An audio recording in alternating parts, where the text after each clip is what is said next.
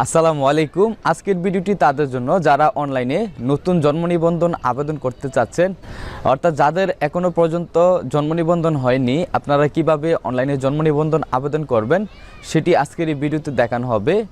এছাড়া আপনাদের যাদের ছোট ছোট বাচ্চা রয়েছে, বাচ্চাদের জন্ম নিবন্ধন কীভাবে অনলাইনে আবেদন করতে হয়, এছাড়া আপনারা যারা প্রাপ্তবয়স্ক রয়েছেন, অনেকে জন্ম নিবন্ধন করতে চাচ্ছেন, আজকের ভিডিওর মাধ্যমে আপনারাও আপনাদের জন্ম নিবন্ধনটি অনলাইনে আবেদন করতে পারবেন।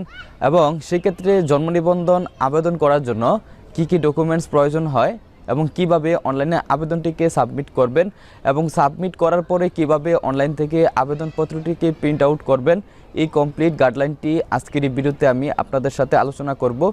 আই হোপ আপনি যদি শুরু থেকে শেষ পর্যন্ত ভিডিওটি কন্টিনিউ করেন, তাহলে আপনি ঘরে বসে হাতে থাকা একটি মোবাইল ফোন দিয়ে আপনার জন্ম নিবন্ধনটিকে আবেদন করতে পারবেন। তবে বরাবরের মতো রিকোয়েস্ট করব, আপনি যদি আমাদের ইউটিউব চ্যানেলে